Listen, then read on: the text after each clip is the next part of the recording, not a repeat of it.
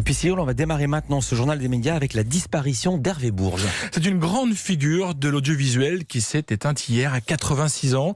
Figurez-vous un peu, Hervé Bourges avait été patron de TF1, de France 2 et France 3, patron de la radio RFI, le tout avant de prendre la présidence du Conseil supérieur de l'audiovisuel. Il a donc longtemps veillé et même surveillé tout ce qui se passait dans l'audiovisuel français.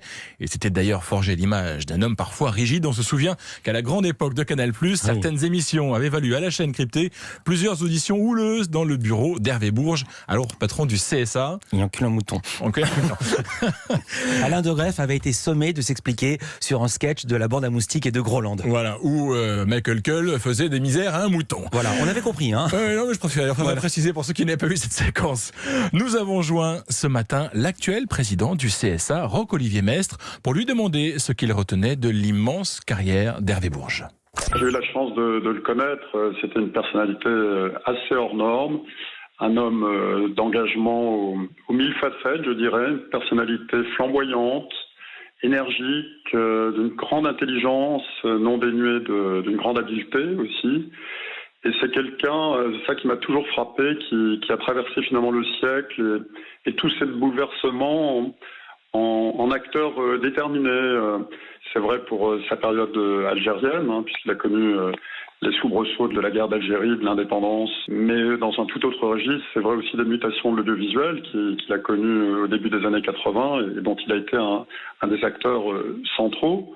C'est quelqu'un qui a vraiment marqué le paysage audiovisuel et qui, pour moi, à titre personnel, est une source d'inspiration à la tête du CSA, parce qu'il a développé une vision de la régulation dans laquelle je me retrouve beaucoup, qui est une vision reposant sur le dialogue, sur l'échange, sur la conviction, sur l'idée de responsabilisation des acteurs.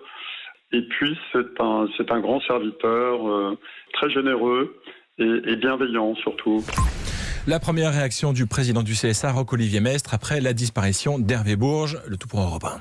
Cyril, on a appris vendredi quelle chaîne allait diffuser les débats des municipales à Paris. Quelle chaîne au pluriel? La première à avoir dégainé, c'est LCI. La chaîne info du groupe TF1 a annoncé vendredi en fin d'après-midi qu'elle proposerait le mercredi 4 mars l'unique débat avec les 7 principaux candidats à la mairie de Paris. Une soirée de près de 3 heures avec d'abord un grand oral, les uns après les autres face à David Pujadas, puis un débat à 7, le tout en public.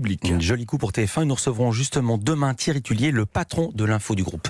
Quelques minutes plus tard, c'était au tour de BFM TV d'entrer dans la danse pour annoncer qu'elle proposerait de son côté le débat de l'entre-deux-tours avec les 2 finalistes dans la course à la mairie de Paris.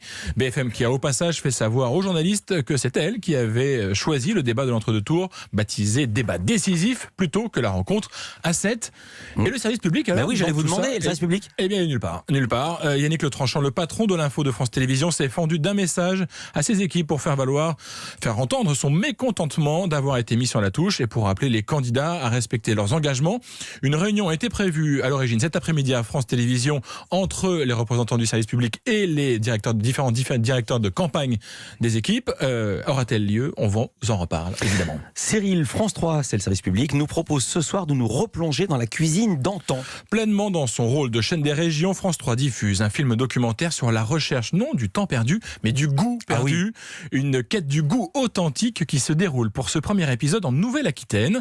On le sait, la cuisine est un sujet porteur aujourd'hui dans les médias. Pourtant, pour Francis Gilleri, le réalisateur du film, ce n'est pas parce que la cuisine est partout que le bon goût est bien de retour. On l'écoute.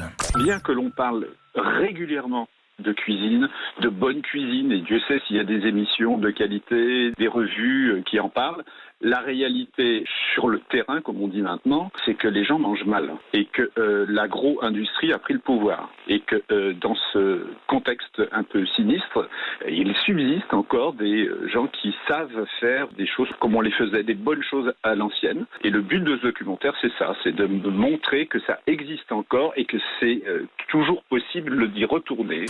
Une des volontés du réalisateur est d'avoir voulu construire son documentaire comme un polar. Il nous explique pourquoi. Il est interrogé par Alexandre Omar. Le goût en choix a changé. On a perdu certains goûts anciens. Là, dans ce documentaire, vous allez voir qu'on parle de choses, notamment le penturon du bécu, une recette à base de fraissure d'agneau est revenue dans le sang, des choses qu'aujourd'hui on ne mangerait peut-être plus et que les jeunes enfants ne mangent plus. Alors le Code du polar, c'est pour faire une plongée dans le passé, à la recherche d'ingrédients et de savoirs qui ne sont plus accessibles aussi facilement que ça, parce que on a affaire à aussi des recettes qui ont des relents d'intrigue. Alors quand ça n'est pas policier comme on pourrait le penser, le polar, mais ça peut être à l'intérieur de légendes anciennes aussi, où ressortent des recettes qui racontent beaucoup de choses de notre passé. À la recherche du goût perdu en Nouvelle-Aquitaine, c'est ce soir sur France 3. Soit vous veillez jusqu'à 23h, soit vous anticipez et vous pouvez le regarder quand vous voulez sur France.tv. Cyril, on reste sur France 3, mais cette fois pour annoncer la fin d'une série. Parents, mode d'emploi vit ces derniers mois. Le Parisien révèle que la série ne sera pas reconduite par la 3. Des épisodes inédits seront diffusés jusqu'à la fin du mois de mars, avant que la chaîne ne passe en mode rediff pour boucler la saison. Comme le souligne le quotidien, Parents, mode d'emploi n'a jamais trouvé son public dans sa case du début de soirée. Le samedi, la série est sous la barre des 700 000 téléspectateurs en moyenne.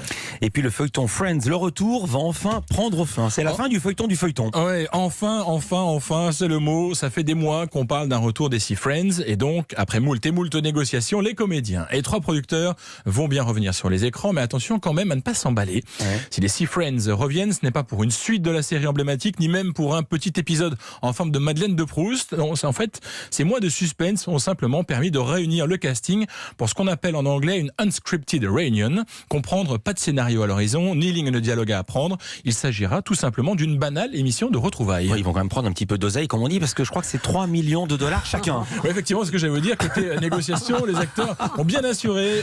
Oui. Entre 2,5 millions et 3 millions de dollars chacun. Je pensais que en bas de la page, vous grillé votre chute. Mince, pardon, je suis désolé.